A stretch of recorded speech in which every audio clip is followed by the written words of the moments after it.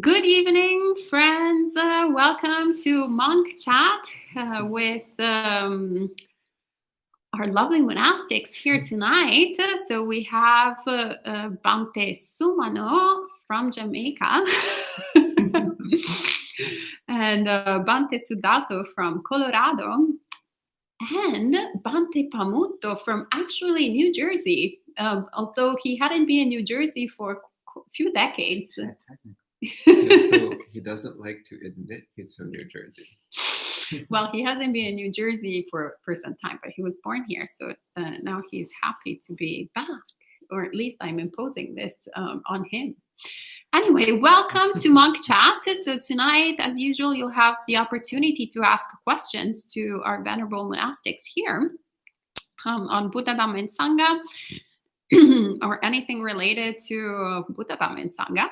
So feel free to put all your questions in the live chat, and we'll take it from there. So welcome to Geeta, welcome to Jens, and welcome to Liz. So our friends who've said hello in the live chat.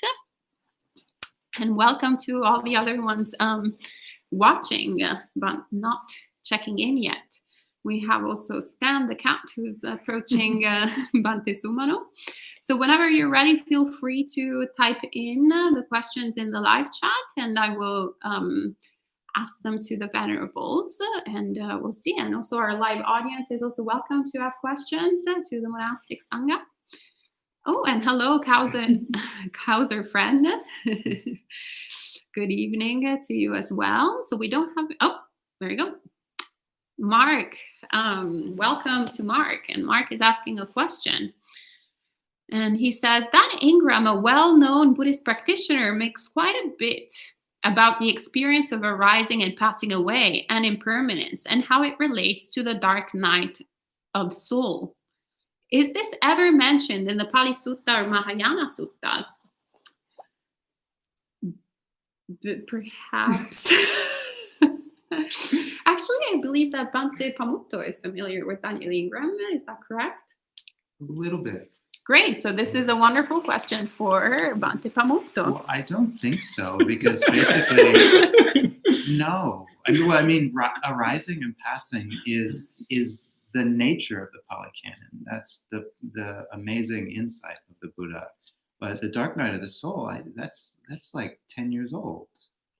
Well, it's from one of the Christian mystics. He was a Catholic monk. I think it was actually a few hundred years ago. Mm-hmm. I forget who. St. John of the Cross. St. John of the Cross, thank you. But I've read a little bit of Daniel Ingram, and he's not on my recommended reading list, to put it lightly. And his efforts to try to relate Buddhism to St. John of the Cross are a bit of a stretch, in my opinion. Actually, a very, very, very, very big stretch. So I'm not a fan of that at all. I think it's really missing the point. So when the Buddha talks about observing rising and falling, he's talking about being directly aware of the impermanent, insubstantial nature of all experiences and all phenomena. And the Buddha also says that the natural effect of developing this recognition of impermanence, this recognition of rising and falling, the natural effect of that is that the mind becomes disenchanted with the causes of dukkha. The mind lets go of desire and attachment to the causes of dukkha, and therefore the mind becomes incredibly happy and joyful. So the experience of recognizing rising and falling is not unpleasant, quite the opposite. It's actually an experience of openness and spaciousness and joy. Whereas the experience of desire and attachment and clinging, that's an experience of great misery and torment, but it's what we're used to. So I would actually say the dark night of the soul is when you're constantly clinging to desire and attachment. But of course, this requires that we completely ignore everything St. John of the Cross said and pretend that these are Buddhist terms, which is a huge problem. To To be perfectly honest, Buddhism is challenging enough to understand on its own terms. If we start mixing in terminology from other spiritual traditions, it just muddies the waters and causes tremendous confusion. So I don't particularly recommend going down that route. Those are my thoughts. Great. Thank you, Bhante. Dante Sumano, do you want to add anything? No? That was sufficient. All right, great. And Cows and Friends says, I'm here to ask about Pali. Last night I asked about memorization in Pali. I understand the monks chant quite a bit, and the chants are in Pali. Is there a benefit to doing this in Pali? Okay. Was that the only question? I thought they had more last night, but it's okay. Well, maybe Cows and Friend, you can type in the other questions also that you had last night in the meanwhile, and we'll ask them to the Venerables. Sure. So yeah, I mean, at this monastery, we chant, a lot of the suttas we chant in both Pali and English, but there are some that we chant only in Pali. And actually, one of the benefits of chanting in Pali, even if you have absolutely no idea what the words mean, is this really tangible feeling that you get of connection. And it's connection to lineage. And by lineage, I don't necessarily mean like a Thai tradition or Burmese tradition or whatever, but the lineage of the noble ones, if you will, to use the language of the suttas. This feeling that you're connected to something that's been around for thousands of years, to something that is both ancient, traditional, but also something that's been transformative in the lives of so many people before you.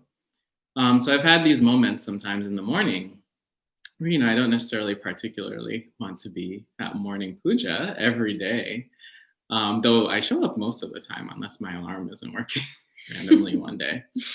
But as soon as we start chanting, for some reason, the mind just gets so much brighter. And part of it is feeling like, oh, I'm not just this solitary single being that's trying to accomplish this really difficult thing, but I'm actually part of a community. And that's the community that's both immediate, in my immediate surroundings, but also the Sangha of noble disciples dating back to the time of the Buddha. So that's actually one of the most apparent benefits of chanting in Pali without even knowing a single word, without even understanding it. But then once you start to learn maybe a translation, even if it's just line by line, I find that it actually pops into my mind throughout the day in Pali, weirdly enough, because the rhythm of the chanting was done in such a way that it would be memorable. It would be something that would just arise in your consciousness throughout the day. So throughout the day, something comes to mind. And I think Bhante Pamuto mentioned this earlier. You're doing the dishes and some chanting comes into the mind.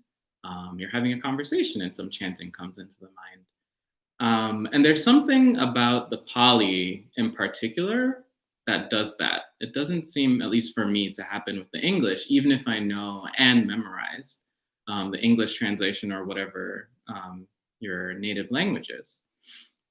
That being said, it's good to know what you're chanting, because then you can start to understand the depth of it. So Samaneri Sela recently ordained, and we were looking at some chanting, and she was like, oh, this is what it means. It's so beautiful. One of the blessing chants that we have. And I was like, yeah, once you see and really understand what the meaning is, then each time you do it, it's even more meaningful when you're chanting for someone. Oh, like, really, may you be free from all danger, from all suffering, from anger, from oppression, from illness, from harm. And it gives that much more weight to it. So that's what I would say. Sadhu. That was beautiful. Yes, very beautiful. Thank you, Bhante, for sharing. Now I want to do some chanting. That's Yeah. great. Oh, lovely. Well, before we do some chanting, William from Facebook asks, how do you break old habits, especially bad ones that have been ingrained for many years? You choose. You're the moderator. How about Bhante Pamuto? Well, it's a process. It doesn't happen all at once. And our experience before Buddhism is that we try to get past our bad habits by substitution. We really try to avoid the issue. So we try to do something different. We try to go somewhere different. We try to eat something different. We try to substitute something in and pretend that the real cause isn't there. The real cause is ignorance and craving. That's why the bad habit is there, and that's the power that holds it in place. So the real solution is to deal with that ignorance and craving, and the process begins with mindfulness. Just the fact that we understand it's a bad habit.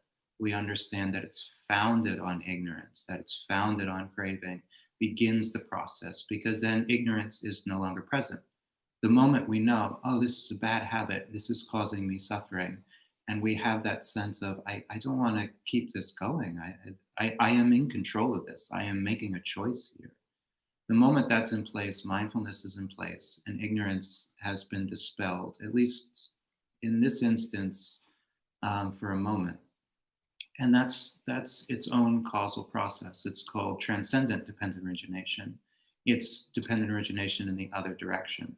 So once mindfulness has been established and we understand the Four Noble Truths in regard to this one thing, this bad habit, then we're going to get better and better at dealing with it. We'll be more and more mindful of the suffering it causes. So really look at and analyze, pay attention to why do you think of it as a bad habit? What harm does it cause you, and what harm does it cause others? This brings up the sense of hiriotapa that we were talking about quite a bit over the last few weeks. The sense of conscience. And you start to know, okay, yeah, no, this isn't good. No, I don't want to continue this. And that just more and more you'll get closer and closer to the point where you're making the choice. So one famous illustration is like you're walking down a particular road every day, and there's a hole in the road because of construction. The first time you go, you're in such a hurry to get where you're going, you fall right in the hole. And you climb out and you say, who put this hole here? And then you go on your way. The next day when you fall in, you should probably hit the bottom of the hole and go, that was my fault. I should have known that was there. The reality is most of our life is falling in holes that we knew were there, and we keep blaming somebody. We're like, why haven't they fixed this yet? But if there's mindfulness, when we fall in the hole, then we start to say, okay, this can't happen again. And when it happens again, we're not beating ourselves up. We're saying, okay, no, there's a causal process. I fell in because I was running and I wasn't looking where I was going. And then the causal process gets stronger. And then we're like, I turned the corner and I wasn't thinking about what street I was on. This is the street with the hole. Sooner or later, we're standing at the edge of the hole and we're like, I'm going to go around. And then the habit is gone. Thank you, Bhante. Sadhu, sadhu. And Victor asks, I have several person in early Buddhists that try to take out Abhidhamma, Atthakata from Buddha Dhamma. Is it regression or progression in Buddhism? I always thought Tripitaka and Sutta Vinaya and Abhidhamma. This is a question for Bhante Sudaso. Yeah, it's an important question to ask, because that's actually getting into the whole question of just where do these books come from in the first place. So there currently are 3 main collections of Buddhist scriptures: the Pali Tipitaka, the Chinese Tripitaka, and the Tibetan canon. So these three separate canons, the Pali Canon, the Chinese Canon, and the Tibetan Canon. And there's a lot of material which overlaps between all three. There's a number of suttas which are found in all three canons. And there's actually most of the Sutta Pitaka, most of the Pali suttas are found in the Chinese canon. And much of the Tibetan canon is found in the Chinese canon. The Chinese canon is by far the largest of the three. It's kind of the hoarder's house of the Buddhist world. They saved everything. So the Chinese canon has most of the Sutta Pitaka, most of the Tibetan Buddhist texts, as well as a tremendous assortment of commentaries and several different versions of Abhidhamma and all kinds of different material that's collected over the centuries. So it's not particularly easy to say, out of all these texts, it's not particularly easy to say what definitely is verbatim quotes directly from the Buddha's own mouth. It's not easy to answer that question. Fortunately, it's completely beside the point. Much more important is to ask, what is the thrust of the Dhamma? What is the Dhamma pointing at? What is the flavor of the Dhamma? What helps us to live a life in line with Dhamma? What helps us to practice Dhamma, to understand Dhamma? And the answer to that question will vary for different people. So I personally have a very strong affinity for the Pali Suttas. I also deeply like the Prajnaparamita Sutras from the Mahayana schools. Some other bits and pieces from the Mahayana, especially the Chinese canon, I like. I don't have much affinity for the Abhidhammas of any school. So I don't particularly like the Theravada Abhidhamma. I studied it for a few months and it wasn't my thing. I don't particularly like the Abhidharma Kosha, which is one of the Mahayana Abhidhammas. Don't particularly like that either. I've read a fair amount of the commentaries, the Atthakatha, both from the Theravada and Mahayana traditions. Don't particularly like those either. But for some people, that material helps them to orient their mind towards the Dhamma. But it is important to hold them lightly. So broadly speaking, we can talk about texts which are closer to the Buddha. And that includes the Sutta Pitaka from the Pali Canon. Most of it is what you might call close to the Buddha. And it also includes a fair amount of the older strain of Mahayana Sutras, which includes the Prajnaparamita Sutras, and some others like the Avatamsaka Sutra and so on. And the content of this older strata of Buddhist texts from the Pali Canon and Chinese Canon, the content is all very similar. The phrasing and style is a bit different from time to time, but the basic principles are all founded on the Four Noble Truths, the Noble Eightfold Path, the three characteristics, impermanence, dukkha, anatta, emptiness, karma, rebirth. All these basic foundational principles are pretty much exactly the same in all of these older texts from both the Theravada and Mahayana schools. When you get into the different Abhidhammas and the different commentaries, then there's a lot more divergence of opinion, a lot more differences between the different text collections. And that's an indication that it's gotten farther from the Buddha and more into the personal opinions or personal experiences of later practitioners and later scholars. That doesn't necessarily mean they're wrong. It doesn't mean they're not helpful, but it does mean that their applicability is going to be much more limited in that they will be helpful to a much smaller number of people. Basically, what the Buddha spoke out of his own mouth was timeless, which means it applies to everybody at every stage of time. The farther you get from the Buddha, the more we get into specific material which is only helpful for specific people. You may or may not be one of those people. So broadly speaking, ultimately it comes down to discerning the flavor of the Dhamma, the essence of the Dhamma. The essence of the Dhamma, once again, is the Four Noble Truths, the Noble Eightfold Path, the three characteristics, karma and rebirth, these basic foundational principles. And then look for what texts, what books help you to live a life in line with those foundational principles of Dhamma. That's the important thing. Okay? Sadhu, thank you, Bhante. And welcome to Robin. Good to see you online. And hello to Elaine and Andy.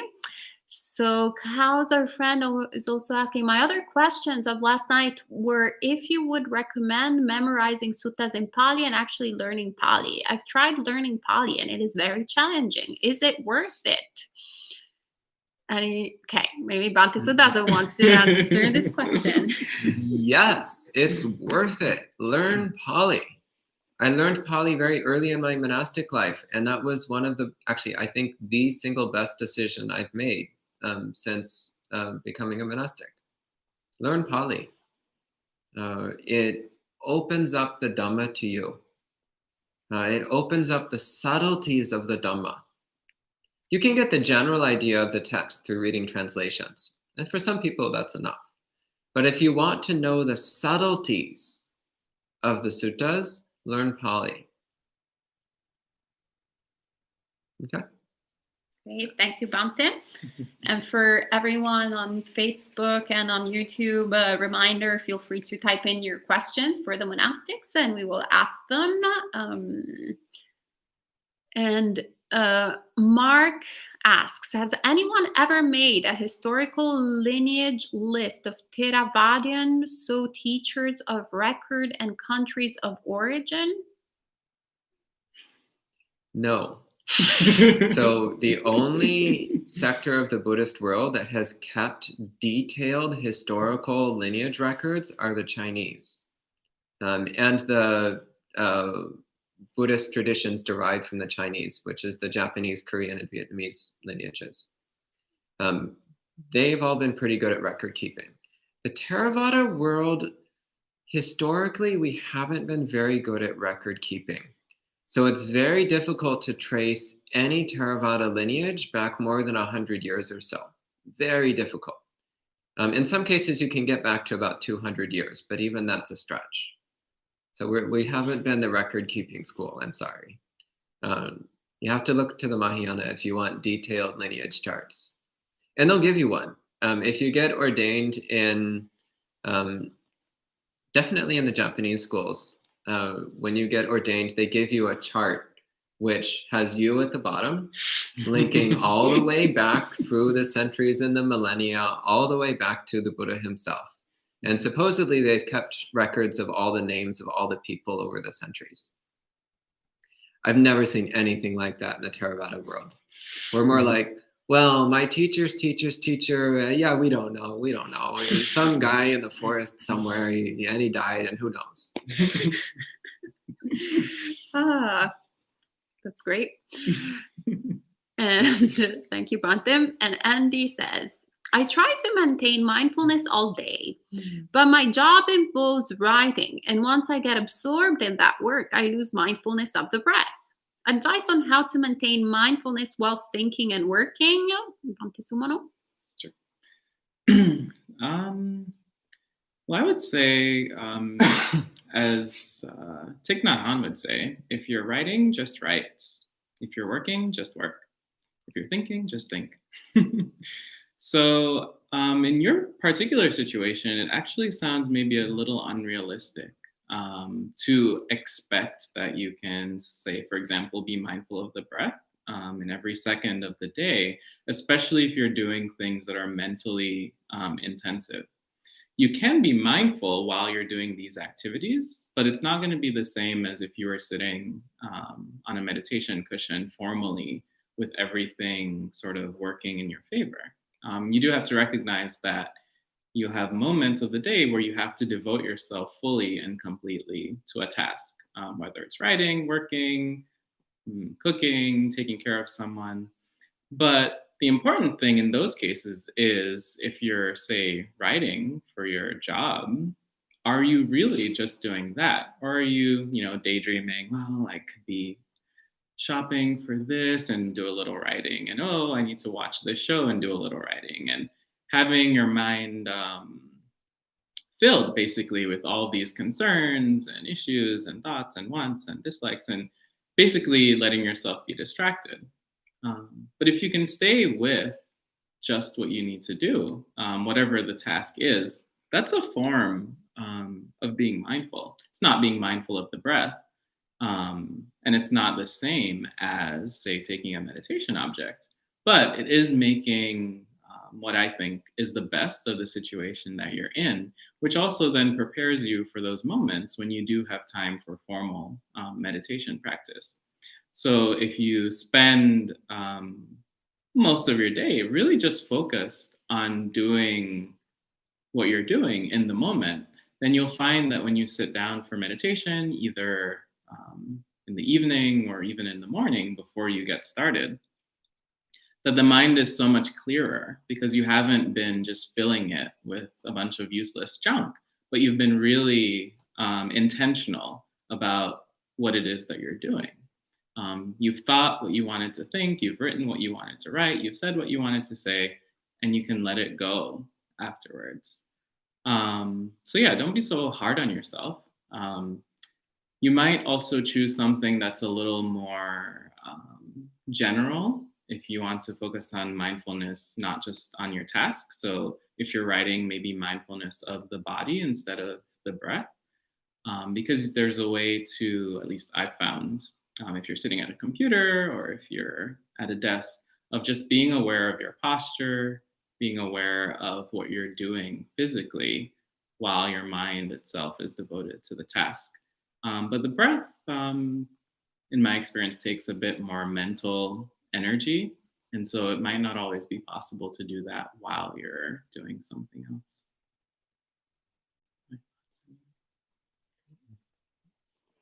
Sadhu, thank you, Bante.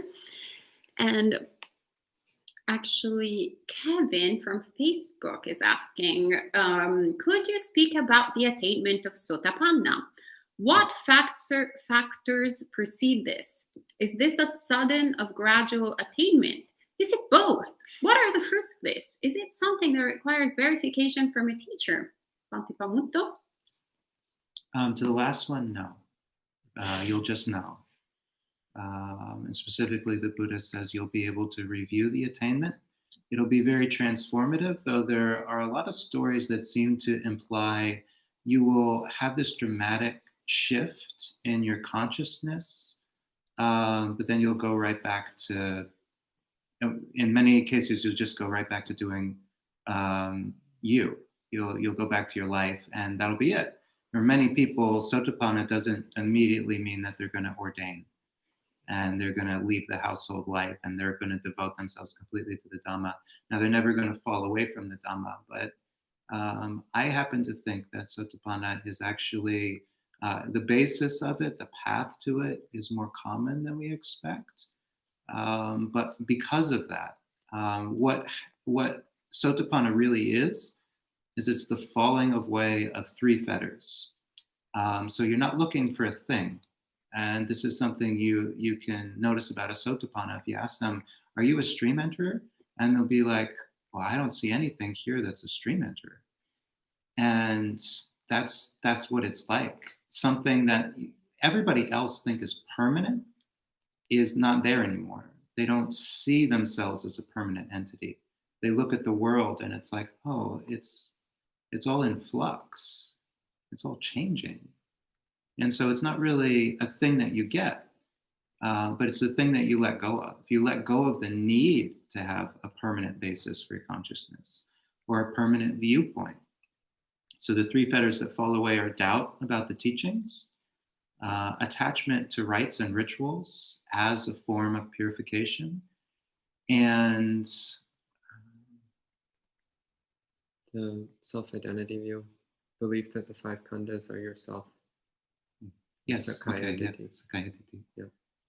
Yeah. So all 3 of those, you can see those as the belief in something permanent and stable, either a permanent and stable habit in terms of rites and rituals that if you do will get you to the result. A real Dhamma practitioner is going to be moving through different phases in their practice. Something will work now, and then it won't work the next week, and they'll adjust. You won't believe in a permanent self in any station. So whether in the body, or a belief in a soul, or belief in a cosmic consciousness that sees all and knows all, they just don't think that way. And in terms of speculative views, they know how to hold views, and they know the pain that's caused by clinging too tightly to views.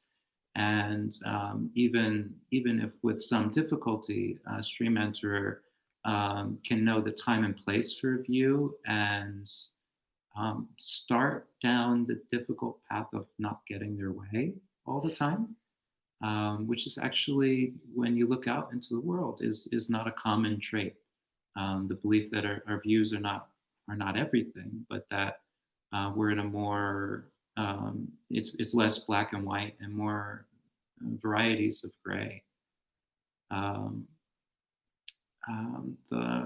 don't know if I hit all of the bullet points, but to think of one anecdote, I remember one teacher that we trained with, and he was talking about his preceptor, and he said, the only way I know to think of a stream enterer is one day I did something to my preceptor, to this senior monk, and he got really mad and he was yelling at me, and he was telling me exactly what I had done wrong, and I went out and I'm like all hot and angry and bothered.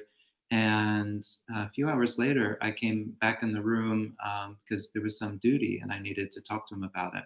And it was like it had never happened. He was like, "Oh yeah, let me see that. Oh yeah. You can do this, this, and this. There you go."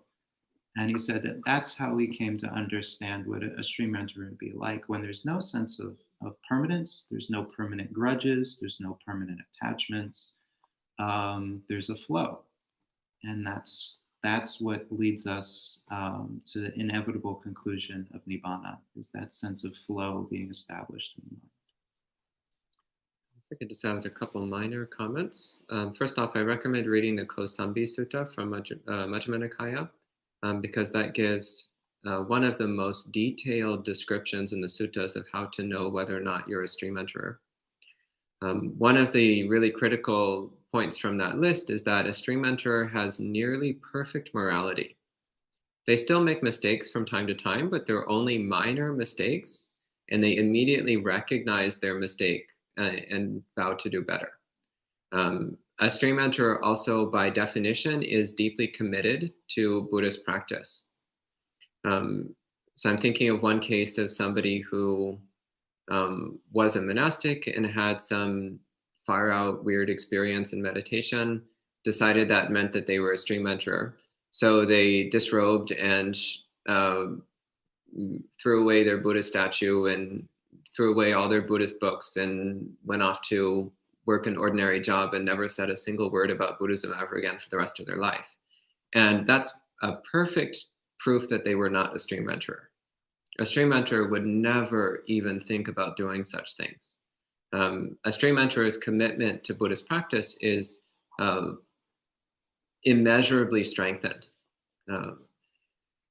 But as Bhante Pumoto pointed out, a stream enterer is not necessarily going to automatically run off to the nearest monastery. An interesting example of this was the lay disciple Ambapali, who was a high-class prostitute and one of the Buddha's top lay disciples. She was a stream enterer, but that didn't lead her to change her profession. So she continued doing what she was doing and got very wealthy and famous from it. But she was also a deeply committed Buddhist practitioner, and also a great supporter of the monastic Sangha. So those are a couple thoughts about stream enterers. Great, sadhu. Thank you, Venerables. And Bhavani is asking, I believe this is actually for Bhante Sudaso, because Bhavani is saying, Namaste, how do you Pacceka Buddhas attain Nibbana? Do they study and practice the Buddha's teachings? Bhante Sudaso told that he will answer this question in monk chat. So the answer is that in their final life, a Pacceka Buddha figures out awakening on their own.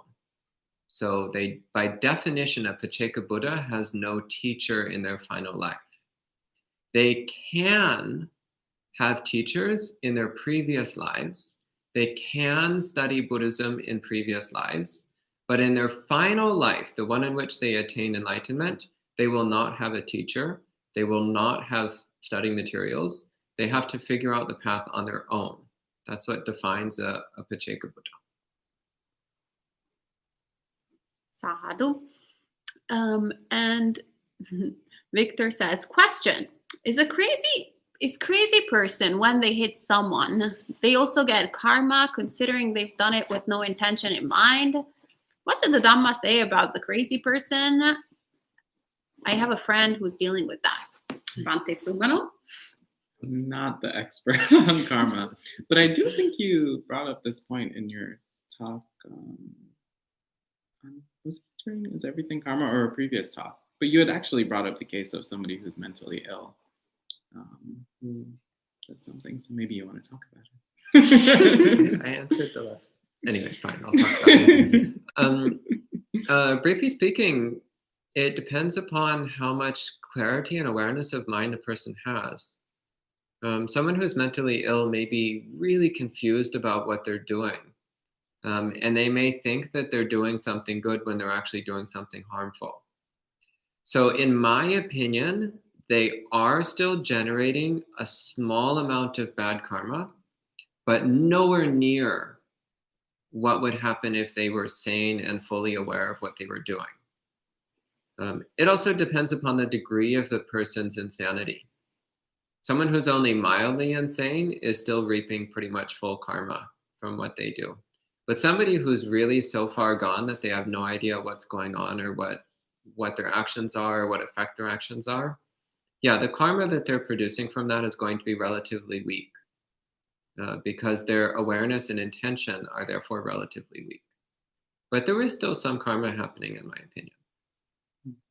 Yeah, if I could add to that, it's really about the nature of the karma and where the karma is coming from.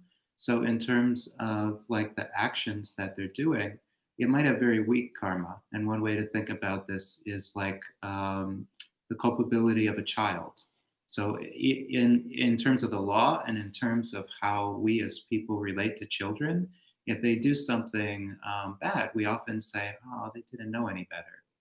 And we kind of, we get over it a lot quicker.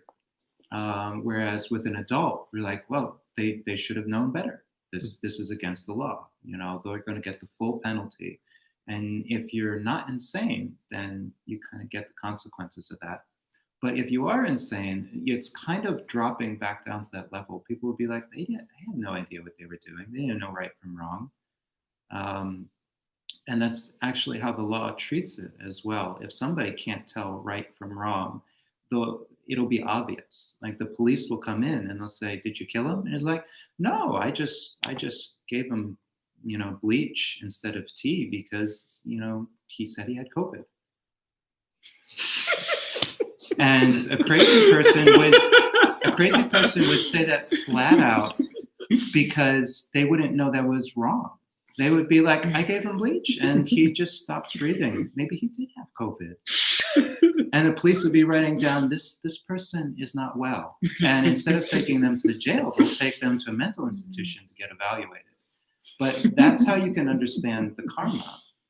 The karma there's still karma there in that they'll be taken to a mental institution. Their trains of thought will be evaluated. They may be in the mental institution for as long as they would have been in a prison. And it'll be sometimes very difficult for them to get out. People will question their judgment for a long time. Say, are they really better? And that's the karma that's happening. So they're not responsible for their actions, but they're still responsible for that mental state. Now, it's the same way you can understand, like if you accidentally step on a bug, you weren't paying attention, you step on a bug. Is there karma in terms of killing the animal? No.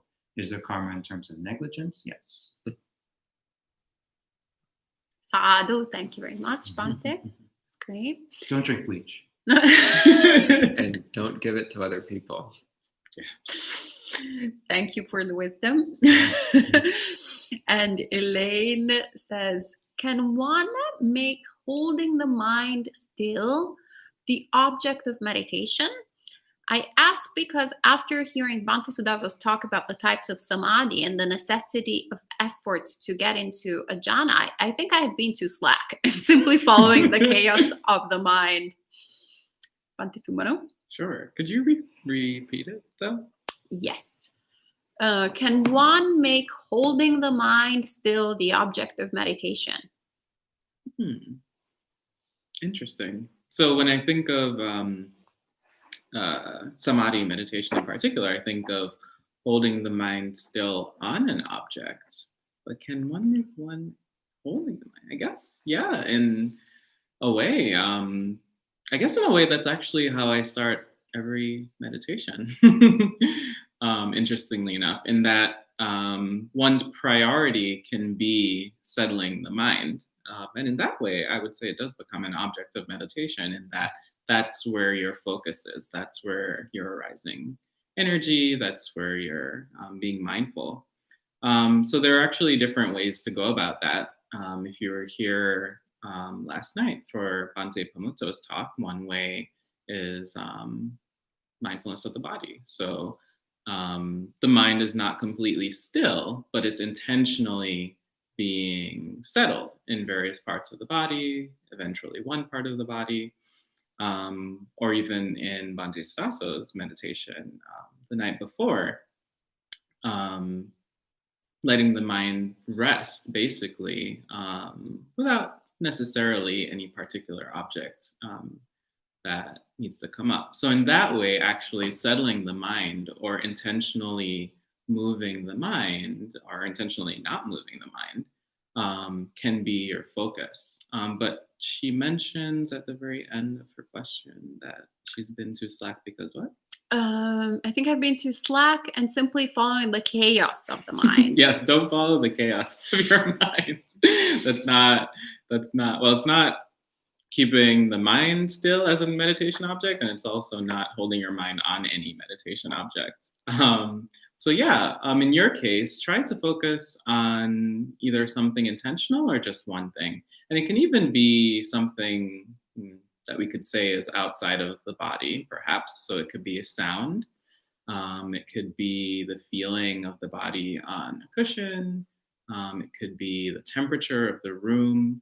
So if you're having trouble with something that can seem too intangible, too subtle, whether it's the breath or a sensation in the body, then sometimes it's helpful to pay attention to the sound of the old water heaters or the cat licking himself is a very interesting sound. Some would say unsettling.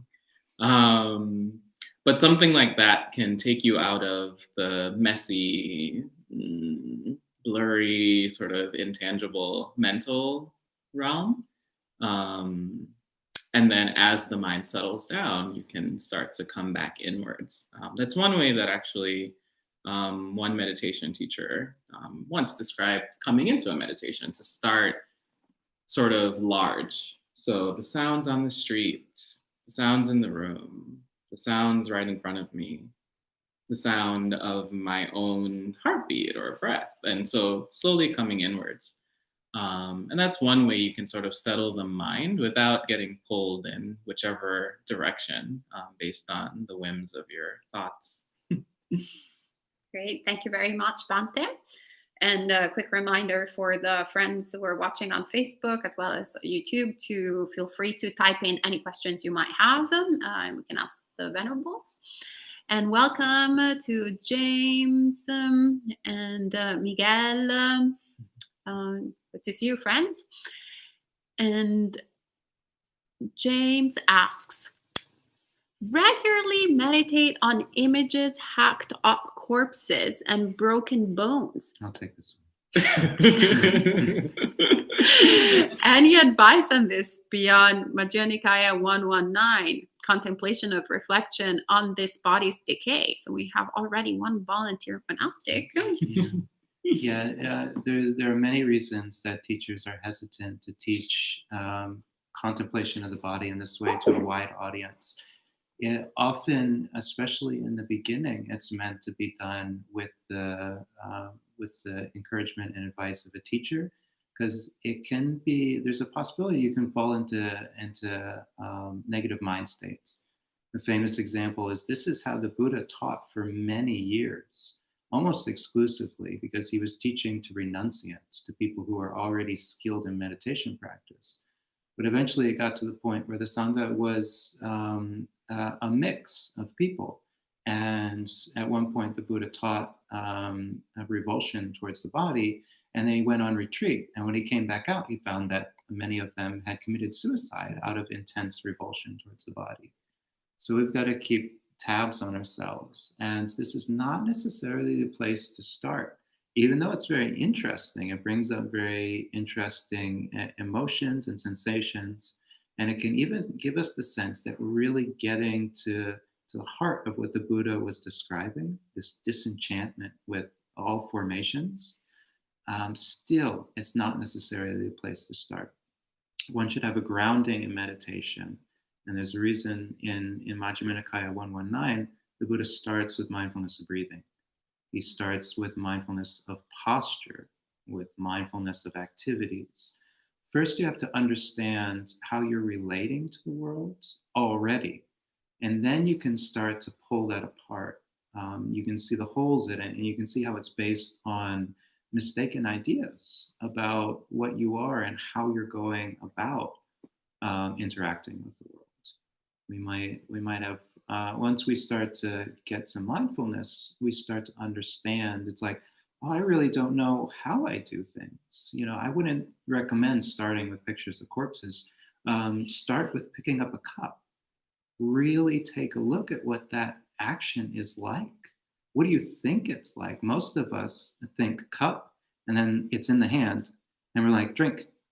And that's our mental process. If we start to slow down and we really look at it, we could pick up that cup 100 times and have a different experience every time. So once that's established, then there are these corpse meditations. And I think it's good to start by looking at them as a list. So either to take the list, sort of if you check in with the mindfulness of the body that I did yesterday, the way I led a meditation where we kind of go point by point through the body. I think it's best to start going point by point through the list.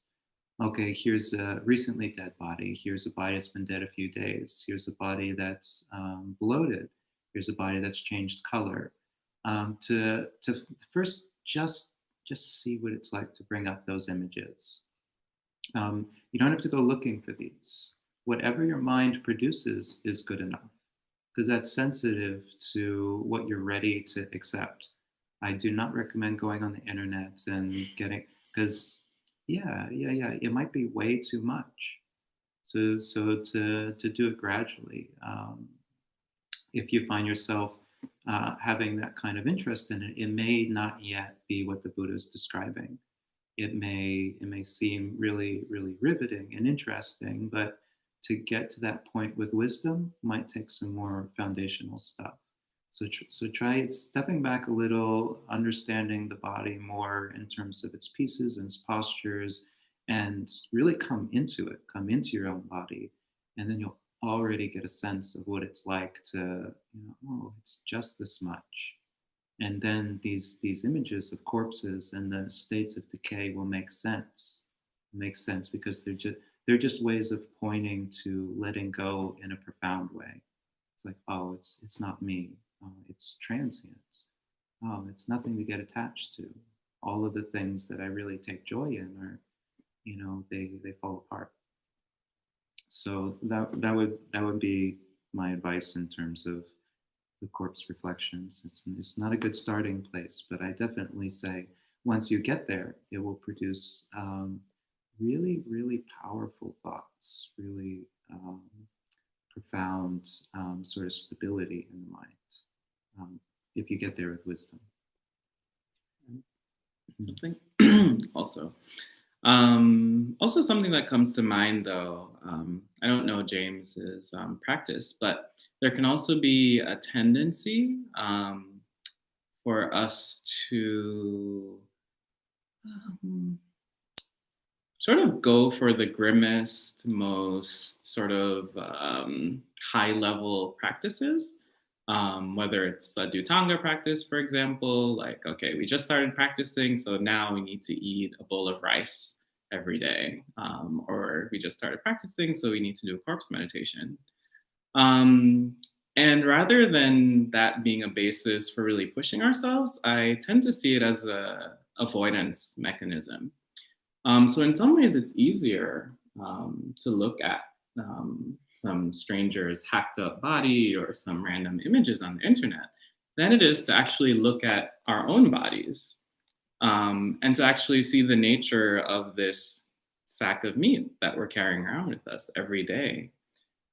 So I found that in my practice, it's almost actually completely useless to look at the bodies of other people, whether they're hacked up, bloated, swarming with maggots, what have you. But it's been more interesting, actually, to look at my own body and to see, well, it's kind of already very disgusting. And it's something that I have in a 4D experience every day. Because the body, like, it stinks. It has, like, all these things that are painful. Things are falling off every day, all the time. Hair, nails, skin, saliva. Like, you walk around and there might be snot falling out of your nose. Nobody tells you because they're too nice. You have like food in your teeth. Like, seriously, there's so many things that in this body alone you could focus on and use for the same sort of fruit, which is disenchantment, disillusionment. So I would say bring it closer to home. If you really want to push yourself, if you really want to go for the practice that will really get to the heart of what we're clinging to and holding on to, come right in and see actually what is it right here that you're holding on to, that you're so afraid of losing, that you really don't want to change. And I think that can also be as equally beneficial, if not more beneficial sometimes, than looking at other people's random meat sacks. Look at your own. And I just want to add one brief comment, which is just a reminder that the purpose of these meditation practices is to produce a cool, calm, peaceful state of awareness. So it's not to make the mind disgusted. If you experience disgust, hatred, revulsion, etc., then stop. Do something else. Okay? Thank you, Venerables. Everybody wanted to answer this question, which is why Bhante Pamutta jumped on it. It's competition amongst the monastics. And Bhavani says, Namaste. Will studying both Hinayana and Mahayana cause confusion?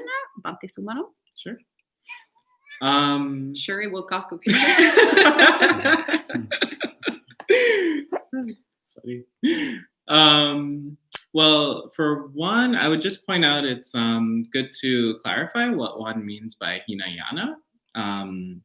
If you're talking about Theravada, I would just make the distinction that Theravada is a school of practice, one of the later schools, let's say, that's currently being practiced to this day. Whereas Hinayana has a bunch of different meanings. Sometimes it's used in a derogatory way, so to refer to teachings that are selfish or seen as selfish in nature.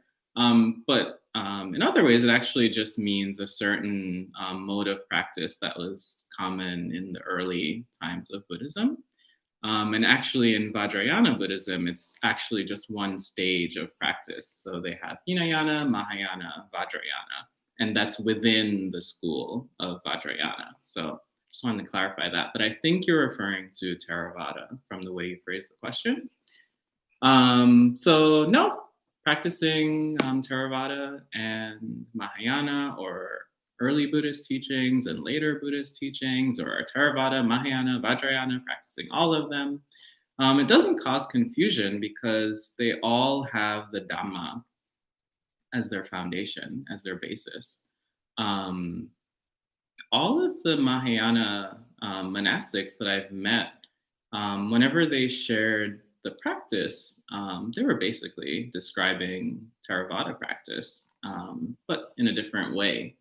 And a lot of the masters, meditation masters, forest masters in the Theravada tradition, when you read some of the most subtle, some of the most really profound things that they have to say, if you had changed the author to a Zen master or a Chan master, you wouldn't have noticed any difference. So it's not confusing in the sense that it's all Buddhism, but there is what I find to be a bigger maybe issue that comes up when people start to look at the different practices, is this sort of buffet style of practice where people tend to sometimes pick and choose from different traditions what they like, rather than really giving something their all.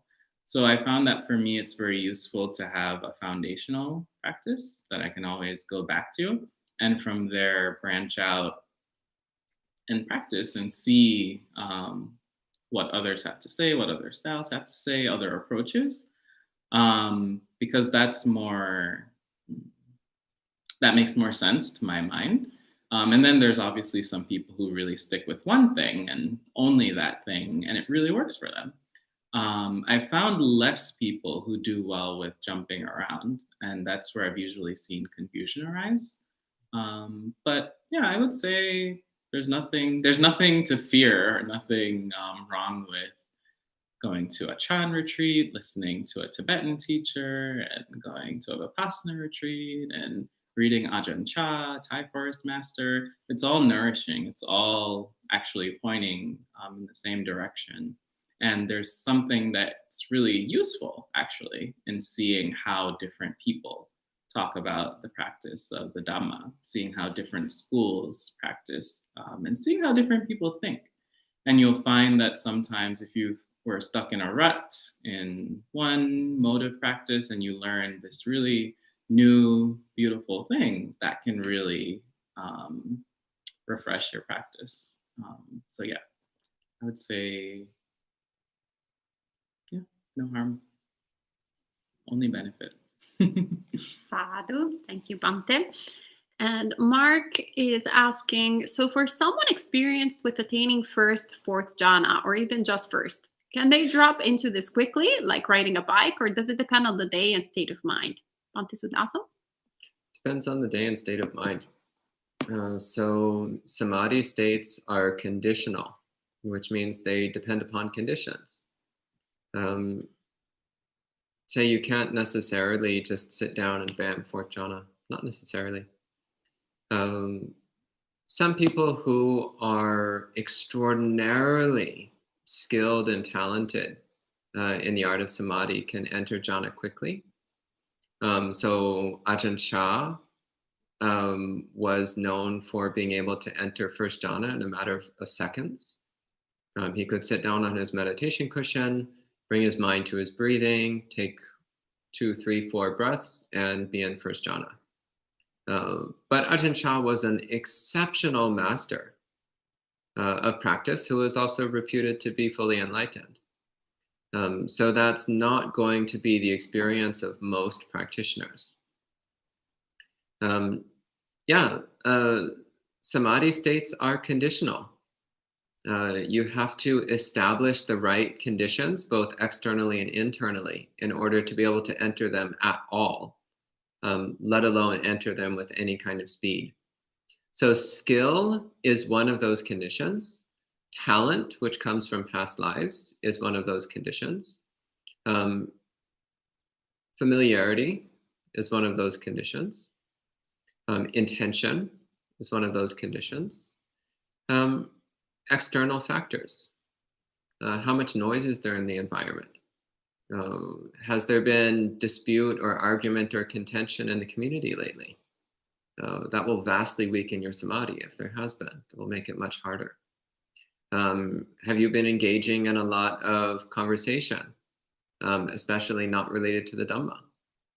Have you been watching a lot of TV or listening to music? These are all things which will greatly damage the conditions for samadhi. So yeah, these states are very conditional. You can enter jhana one day, and then the next day you spend it listening to Metallica and arguing with your sister, and then in the evening you sit down and you feel like you just started meditating yesterday. Like all that samadhi is right out the window. Yeah, it's very conditional. There's no guarantee. Just because you got jhana one day, there's no guarantee you'll get quickly or easily the next day. Thank you very much, Bhante. It's very useful. And Elaine asks, is it okay to address you all as venerables, even though we have not met? Yeah. That venerable actually works great, both male and female, and it works great at the various levels of monastic ordination. I think it's wonderful that we've got a word like that. Yeah, one size fits all. Also has a nice meaning. It literally means able to be venerated. Oh. Yeah. Wow, that's intense.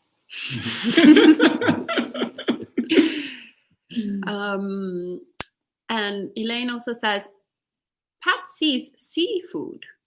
Do you think I can get them to deliver you a vegetarian pizza?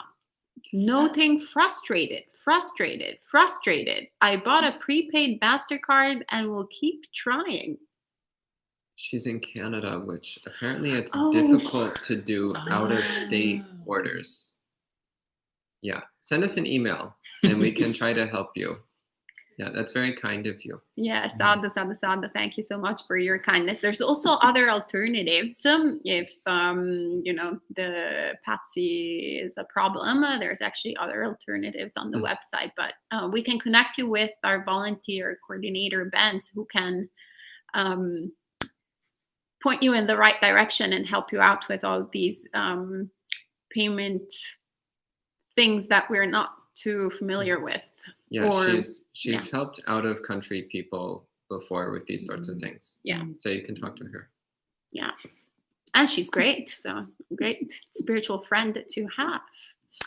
And Cousin Friend says, many thanks for doing this. It is great that you're giving people this opportunity to ask questions online. Yeah, of course. It's great that you guys are interested in asking questions.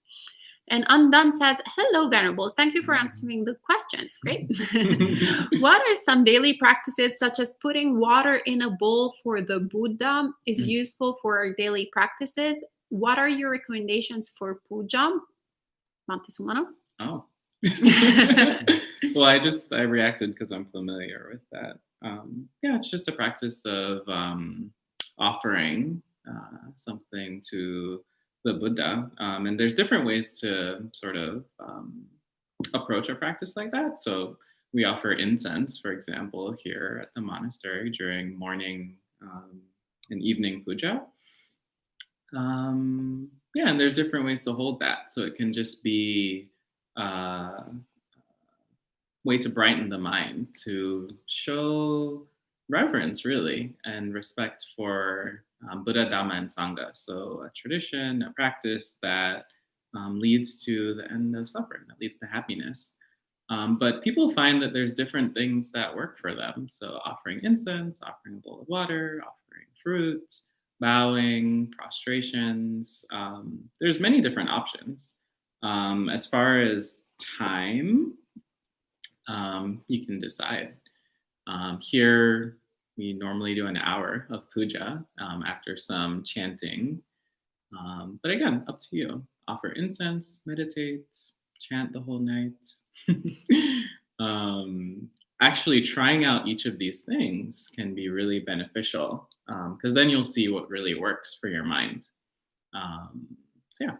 get some incense if you can, get a copy of some chanting recordings and see what works. You might really like it. And it doesn't have to be in English. I found that some people really like listening to chanting in other languages, so not Pali necessarily. Chinese chanting is really beautiful. So is chanting in Vietnamese. Japanese chanting is very intense, but you might like it. There's something invigorating about chanting in Japanese. So yeah, when it comes to meditation, really, a personal practice, really do what works with you. Time, place, even the conditions, actually, that allow you to really settle the mind. Play with it. Thank you, Bante, for sharing all these words of Dhamma while Stan the cat is creating a lot of distractions here at the monastery, because it's getting close to his dinner time, and he is trying to make the word that he has not been fed yet very clear to everyone here, as well as you all online, perhaps. And James is asking, the other meditation I do is the Brahmaviharas. I reflect on their impermanence as well. How is a good way to keep from just thinking over some nice phrases and really see anicca? Bhante Sudasan? Yeah, first off, I'm happy to hear that you use the Brahmaviharas, as that's a commonly prescribed balancing for Asubha meditations and corpse meditations. So the Brahmaviharas help to make sure that the mind is bright and happy and wholesome. But if you're still at the stage of repeating phrases, then you have only just started to scratch the surface of Brahmavihara meditation. Brahmavihara meditation is not about repeating phrases. The phrases are just a way of helping to light the fire, so to speak. They're just the sparks that get the fire going. So with each of the 4 Brahmaviharas, we're trying to produce the corresponding mind state. And then that mind state becomes the meditation object.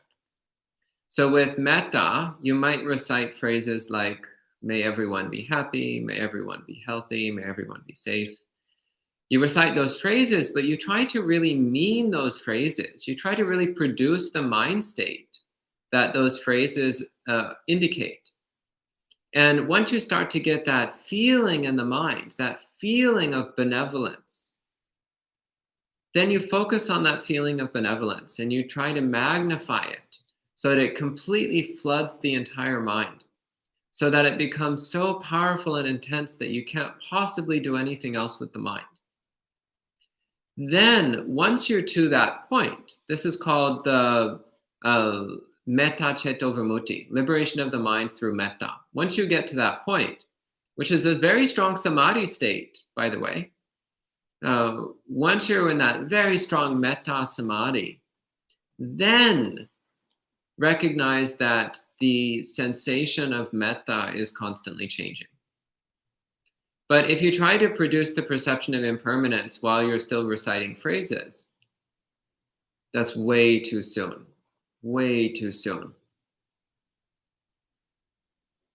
Yeah, wait until it's really strong and stable. Metta ceto vimutti, metta samadhi. That's what you want. Okay. Yeah, I can add to that. Personally, the phrases never really worked for me. But one way that might help tie those two things together is when I do metta practice, I tend to think of ways that metta arises naturally in the mind. So thinking of a time when somebody gave me something, or thinking of a time when I saw somebody do a kind act for somebody else, and reliving that experience in the heart of, oh, that's a really good thing, or oh, that's so kind, or that makes me, it brings me such peace to know, to see people friendly, like taking care of each other. And so rather than trying to create an abstract new experience first revisit that one. And in doing that, you see that you're already going in and out of metta all the time. So you get back to that experience and you say, oh, okay, I have metta now while I'm thinking about this experience. In 10 minutes, it won't be there unless I've really set the foundations for it, unless I've really changed the way that I approach every interaction. So you'll by thinking back into the past, you'll already start to see how there's gaps in metta. And there don't have to be like extraordinary gaps, but you see that that's quite natural, because metta is often a conditioned response until it's become a liberation of mind, and so it's already arising and ceasing. It's just noticing that, realizing that that's the fabric of our lives. Great, thank you, Venerables. And Liz says, if there is only now and time is an illusion, aren't past lives and hence past karma also an illusion? You think there's now? Didn't see that coming. Really deeply look at that. What is this mind that believes there's now? That's a real problem. It's not true to say there's only now, because there's not even that. So the problem is not talking about rebirth. The problem is that you're stuck in the belief that now is a solid, real existing thing. That's a problem. Rebirth is just talking about causality. It's just talking about how cause and effect operates. And actually, you can see it operating in every moment. Every moment is a moment of cause and effect. Every moment is a moment where a being is born, or seems to be born, into a body, into a mind, and it makes a choice, and it dies. That's every moment. And the next moment, a being is born into a body and a mind, and it makes a choice, and then it dies. This is every single moment. And actually, birth, choice, and death are all happening simultaneously in each moment. And it's all operating under the rules of causality, cause and effect, conditionality. So one perspective is to say that time is an illusion, and that is a valid perspective. Another perspective is to say that time is actually perfectly real, and that's also a valid perspective. But actually, both of these perspectives are very limited. So recently, we started chanting the Kachanagota Sutta in the morning, which is one of my favorite suttas. And I mean that for real. In fact, it is my single #1 favorite sutta in the entire Pali Canon. No joke. And in it, the Buddha says, most people are stuck in the duality of existence and non-existence. Either they believe that things exist or they believe that things don't exist. And the Buddha goes on to say, an awakened being doesn't get caught in either one of these extreme beliefs. So if you believe the present moment is real, but past and future are not real, well, that's getting stuck. It's getting stuck in these beliefs of existence and non-existence. If you believe that time doesn't exist, well, that's getting stuck in the belief of non-existence. But if you believe that time does exist and there is such a thing as past and future, well, that's getting stuck in the belief of existence. That's also an error. So don't get stuck in any of these beliefs about existence or non-existence. More accurate is to say that from one perspective, there seems to be such a thing as linear time. And from another perspective, there doesn't seem to be any such thing as time. That would be a more accurate way of speaking.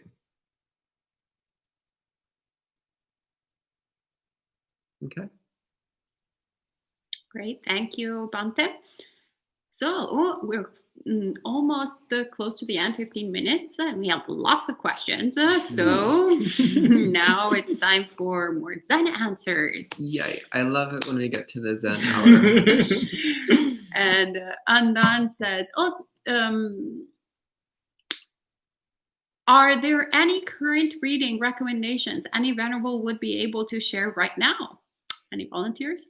Forest Recollections is a book that's being passed around the Sangha. It's about the last century in Thailand, so the forest tradition. It's got a lot of great Dhamma, a lot of great stories, a lot of interesting history, and teaches you about the Sangha. So we're all really enjoying it. Sadhu. Also, Being Mortal by Atul Gawand, which would be circulating through the Sangha, but I don't know where my copy went. Maybe it's circulating. So I recommend reading the Sutta Pitaka. Okay. Buddhism After Patriarchy by Rita Gross. Sadhu. To all of them. All of the So- recommendations. There's your 3 books. Great. That's also another book that I circulate. All these books to circulate within the Sangha. And the Polygon too. Yeah, exactly. That's the most to circulate. It's the bestseller. Or the best non-sold item. Non-sold. Best read, anyway. Ah. I actually got a chuckle out of Margaret on that one. All right. And James says, thank you. During the course, meditation was a tad difficult being married. Haha. I must admit, it kept me humble and celibate. All right. And Bhavani says, when I was in medical school, we students dissected almost all the body parts of cadavers. But I have seen lots of greed, hatred, and delusion among the students and doctors. I'm wondering why so. Oh, I just wanted to share a quick quote. First. Then you can answer this. So Ajahn Karuna Dhammo, who was himself a registered nurse before he became a monk, he actually pointed out exactly this. He said, if just looking at dead bodies made you enlightened, then all the doctors in the world would be enlightened. Go ahead. Great. No, that's it. They're practicing to become doctors, not to become renunciants or enlightened. They're not approaching things with the intention. So why would they get the results of letting go? I remember one paramedic talking about when he would bring a body to the morgue. This is a paramedic who later became a monk. And he'd say when he showed up at the morgue, behind the desk, the mortician would have pictures like Playboy centerfolds. And he'd be looking at that and he'd be like, this is so weird. And then he started to understand this is what that fellow needed to have a normal life. He needed the contrast. He needed to go out of dissecting the person and then look at something that inspired lust so he could start acting like a normal person again. Because what he was doing was already taking him out of the frame of mind where he could hold a conversation about sports and restaurants and all of that. So yeah, no, that's why I say you really have to begin to develop your mindfulness of the body and your meditation, and then approach these things. If you've done the dissection already, then when you've set the basis for mindfulness, those images will come back to you. They're just data that's been stored. You can access them. Like in high school, I dissected a cat, but I didn't think about that for 25 years. It didn't help me at all to deal with states of lust. But after really getting going on meditation and getting really grounded and having some samadhi, then I see our friend Stan, and I know exactly what's going on under the surface. And it's an interesting contrast. I really like Stan, and I think of Stan as a personality. And at the same time, I can see the muscles and the bones and the lines of the major arteries. And those all coexist. Sadhu. And Mark says, so in hypnosis, I have accidentally regressed people to past lives and wonder if it's okay to get more highly trained in this to work with clients when they request this. Upsides versus downsides. Anyone wants to volunteer for this question? Oh, great. Actually, I had a background before Buddhism. I was kind of drawn into the Church of Scientology for a little bit. And this is something that they do. They do past life regression because they believe that all of our stress is caused by trauma. But this is a wrong view. because you will never get to the end of trauma by just flattening and extruding traumas from the mind. There always seems to be more, no matter how far back you go. So to take it with a grain of salt, you can help people, you can regress them. Things will be more murky in past life regression. You shouldn't take anything seriously because it's still being filtered through the lens of delusion. So if you can help them with the delusion, if you can help by establishing mindfulness, that will always be better than however many lives you can take them back. The Buddha didn't start thinking about past lives until he had worked his way through all the jhanas, just for context. Great, thank you. And Cows and Friend, maybe you can pass this question to Bhante Sumano, because we definitely know Bhante Sudaso's answer. Is listening to Metallica an impediment to samadhi? I think you know the answer, honestly. Yes. Does anyone even listen to them anymore? They're practically classical music by now. I don't know if I've ever listened to Metallica. I mean, they were already out of date when I was a child. Anyway, moving on. We have 7 minutes. 7 minutes. This is why you shouldn't listen to it. Undone. Oh, well, no, sorry. Andrea says, I recently read the Sanya Sutta and found it interesting. It's said to contemplate on memories as impermanence because they are impermanent. They are stressful because they're stressful. It should be seen as non-self. Can you elaborate on this? Well, you just said it. Memories are impermanent, unsatisfying, and impersonal. That's it. Next question. Just keep doing that, and you'll see for yourself what the Buddha was talking about. That's a recipe. Follow the recipe.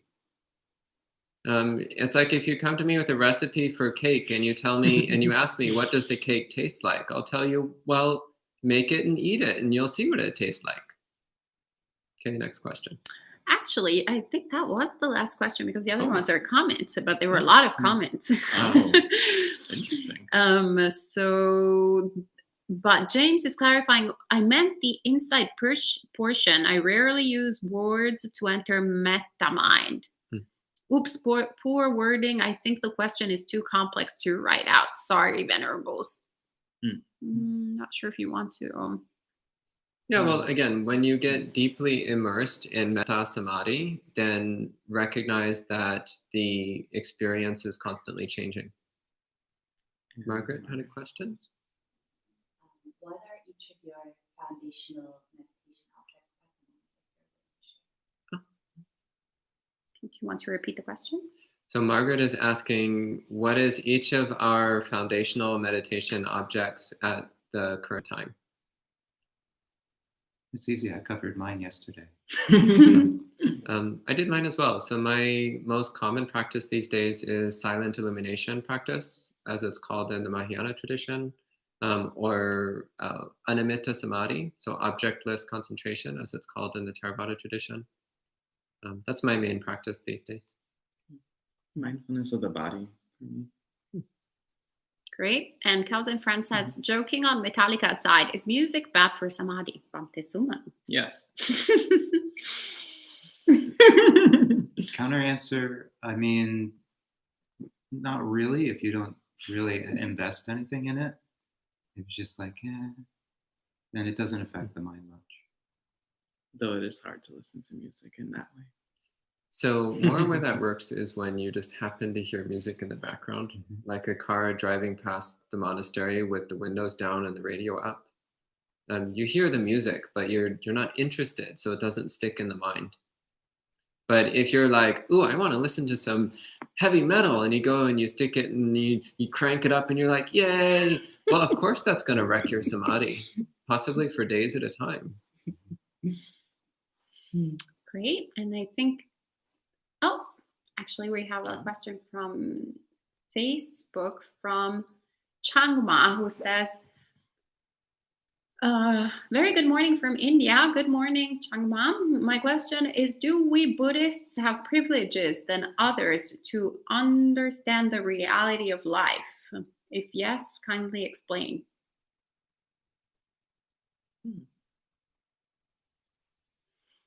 Well, we have the wonderful blessing of having a very precise teaching on how to attain enlightenment. That's a very wonderful thing, which by definition is not found outside of Buddhism. You'll find pieces of it in some other traditions, but the complete and precise path by definition is only in Buddhism. So that is something which is a privilege of Buddhism. But it also has to be clarified that not everybody actually wants that. Some people just want a belief system that gives them comfort and solace while they go about doing whatever they want to do with their life. So just recognize not everybody actually wants Buddhism. A lot of people don't. But those who want a complete, precise path to enlightenment, here it is. And it's a privilege to have it. Sadhu. And last question is from Andy tonight.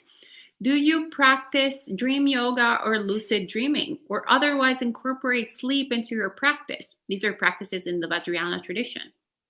Oh, I incorporate sleep. But I don't so much. I drink coffee. Yeah. No, I don't do dream yoga or lucid dreaming of any kind. But I do try to get a solid 8 hours of sleep every night, because then my samadhi is much sharper and clearer. If I don't sleep enough, then meditation is difficult for me. Oh, no. And I barely dream, actually. I usually fall asleep, then wake up, seemingly. You do lucid sleeping. Yes. All right. That's, I think, all for tonight. Thank you so much, Venerables. So we can end the evening with 3 sadhus. Sadhu, sadhu, sadhu. And we will be meeting again online next week, Wednesday, Thursday, and Friday as usual.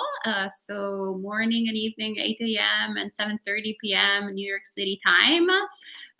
Morning sutta study, evening Dhamma talk, except on Friday evening that there is monk chat where you can bring all your questions to the monastic Sangha. All right, so have a great weekend and a great rest of the day or a great night wherever you are in the world, and keep up with your practice, and hope to see you soon. All right. Bye.